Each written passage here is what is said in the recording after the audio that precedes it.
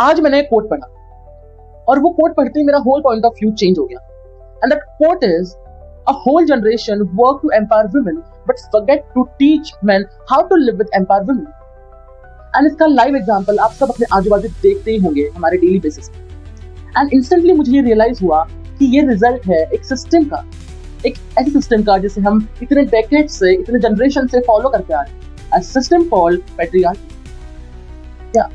In my recent TEDx speech, I have given one statement that patriarchy is not just destroying women, it's also destroying men equally. And that's what my today's video topic is. How patriarchy is controlling men and women equally. So let's deep dive in this video. नमस्ते दोस्तों, मैं आप सबका प्यारा देव, एक performer artist, classical dancer, folk artist हूँ. मैं एक TEDx स्पीकर भी हूँ और अपने आर्ट, कल्चर और फिलोसफी के थ्रू सोसाइटी के उन नैरेटिव्स को क्वेश्चन करता हूँ जिसे सोसाइटी ने जेंडर आइडेंटिटी के बेसिस पे बांध के रखा है, पैट्रियार्की के अंदर. सो जब भी हम पैट्रियार्की शब्द सुनते हैं, ज्यादातर लोग ये सोचते हैं कि ये वुमेन के ऑपरेशंस के बारे में, पर सच इससे ज्यादा कॉम्प्लेक्स है. पैट्रियार्की सिर्फ वुमेन को कंट्रोल नहीं करती, ये मेन को भी कंट्रोल करती है इक्वली. वुमेन को कहा गया चुप रहो, एडजस्ट करो, सैक्रिफाइस करो, संस्कारी बनो. मेन को कहा गया रो मत, इमोशंस मत दिखाओ, प्रोवाइडर बनो, डोमिनेंट बनो, स्ट्रॉन्ग बनो. रूल्स डिफरेंट थे बट सिस्टम एक ही थी. और सबसे शॉकिंग बात, हमारी इंडियन सिविलाइजेशन कभी भी ऐसी नहीं थी.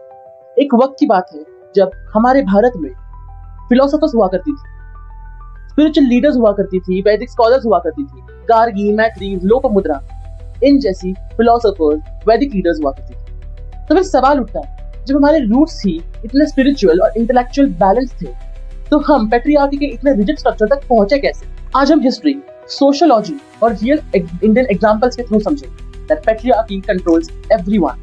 पैट्रियार्की का एक सिंपल मतलब है, ये एक स्ट्रक्चर्ड प्रीडोमिनेंट मेल सिस्टम है जो सिर्फ मेल सेंटर्ड होती है.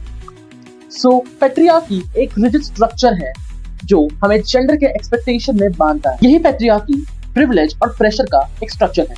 इंडियन हाउस होल्ड में हम कितनी बार ये सुनते हैं, लड़के रोते नहीं. ये सिर्फ एक स्टेटमेंट नहीं, ये एक इमोशनल कंडीशनिंग है और इसका result men often struggle with vulnerability, mental health stigma and relationship expressions. बहुत लोग अज्यूम करते हैं कि पैट्रियार्की हमेशा से इंडियन कल्चर का पार्ट थी, लेकिन हिस्ट्री मोर नाउंस्ड है. Before Vedic period, in Vedic period, research indicates that women has majorly greater participation in education, ritual, philosophical debates and spiritual discourse. For example, Sage Gargi. Sage Gargi एक renowned philosopher थी जिन्होंने राजा जनक के दरबार में metaphysical के ऊपर debate किया था. सेकेंड, मैत्री, एक स्पिरिचुअल स्कॉलर जिन्होंने नॉलेज और इमोरलिटी के ऊपर रिसर्च किया था.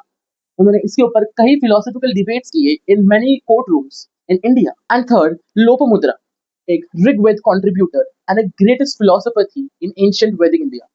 So these are just the three examples of women contributing in such a large field. But ऐसे कई examples हैं हमारे सामने. Even though if we talk about art and dance, Pandit Birju Maharaj जी जो बहुत बड़े कलाकार थे, एक कथक श्रेणी, एक कथक जो हमेशा से एक फीमेल डोमिनेंट आर्ट माना गया है, उसमें अपने एक जगह बनाई. उन्होंने इतना कुछ अचीव किया. So we have this example. फिर भी हम पैट्रियार्की को इतना प्रोमिनेंटली आगे लेके जा रहे हैं. परफेक्ट इक्वालिटी नहीं थी, लेकिन लेटर रिस्ट्रिक्शंस के कंपैरिजन में ऑटोनॉमी ज्यादा थी. Symbolism, अर्धनारी नटेश्वर, शिव एंड शक्ति का masculine and feminine integration shows us that in India we have a non-binary dominant and still patriarchy restricted in such a disrespectful way.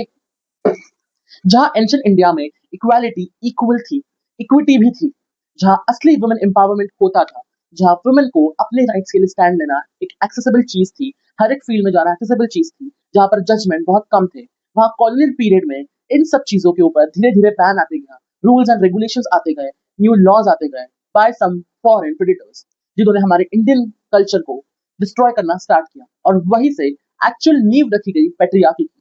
And हम आज भी वही पैट्रियार्कल रूल जो उन फॉरेन प्रेडेटर्स ने हमारे ऊपर लागू किए थे, वो हम आज भी फॉलो करते हैं. आज भी हम औरत को ये सवाल पूछते हैं, शादी कब, बच्चा कब. अगर वो जॉब करे and she is focus in her career, तो हम उसे करियर ओरिएंटेड बोल देते हैं कि she is too career oriented, she is not family oriented. Why only women has to sacrifice? Why we have a pressure? Why always men have a pressure to be a provider? There should be equal equity and equality where they both have a responsibility जहाँ पर वो अपना हर एक काम खुद से करे and more capability के साथ करे। मेन एंड पेट्रियार्कल कंट्रोल के बारे में भी हम बात करेंगे। अब तक हमने वुमेन और उनके ऊपर कंट्रोल कैसे पेट्रियार्की का है हमने डिटेल में जान लिया, बट कैसे पेट्रियार्की एक लड़के को, एक आदमी को, एक मैन को भी डिस्ट्रॉय करती है। हमें सेल्फ एक्सप्रेशन का राइट बचपन से ही छीन लिया जाता है। हमें रोने नहीं दिया जाता, हमें एक्सप्रेस नहीं किया जाता, हमें हर बार ये बोल दिया जाता है कि तू क्यों लड़की जैसा रो रहा है। हम हमेशा हर एक चीज को जेंडर आइडेंटिफाई क्यों कर देते हैं कि रोना लड़कियों का काम है और स्ट्रांग होना लड़कों का काम है। क्यों एक लड़की स्ट्रांग नहीं हो सकती और एक लड़का सॉफ्ट नहीं हो सकता। हम उन्हें बहुत अलग अलग नामों से टीज करने लग जाते हैं क्योंकि हमारी इमोशनल कंडीशनिंग वैसी हुई है, हमारी पेरेंटिंग वैसी हुई है। एंड इसे आप कहीं ना कहीं एक जनरेशनल ट्रॉमा कह सकते हो, जो हम कहीं डेकेड से कैरी फॉरवर्ड करते आ रहे हैं from our ancestors, and somewhere we have to break that. India में इसी सब चीजों की वजह से हम आदमी लोग या फिर जो भी मेन है वो अपनी मेंटल हेल्थ पे बहुत कम ध्यान देते हैं, and there is a lack of awareness about men mental health. जहाँ पर एक आदमी कितने मेंटल डिस्ट्रेस से डेली सफर करता है due to his job, family pressure, शादी का प्रेशर, बच्चे पालने का pressure, everything he have to suffocate alone.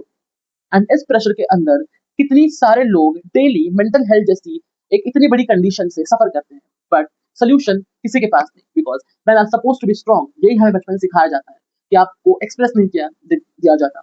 कई बार अगर आप अपने नेबरहुड में भी देखेंगे तो छोटे छोटे बच्चे दे आर बिहेविंग लाइक कि उनकी कंडीशनिंग, उनकी नर्चरिंग ऐसे हुई है कि they are the very responsible kid.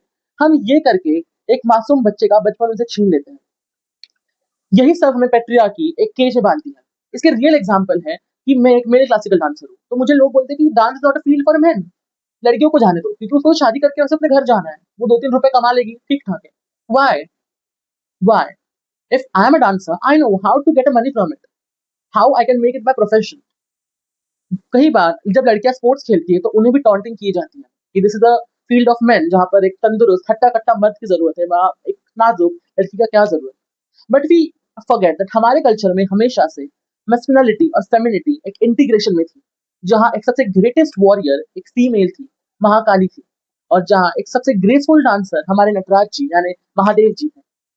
Patriarchy ने वुमेन को साइलेंस दिया, पेट्रियार्की ने मैन को एक इमोशनल केज दिया और दोनों का ऑथेंटिक सेल्फ से दूर किया। अगर हम सच्ची में सोसाइटी को इवॉल्व करना चाहते हैं तो हमें सिर्फ वुमेन एम्पावरमेंट नहीं, मेन को इमोशनल फ्रीडम भी देनी होगी।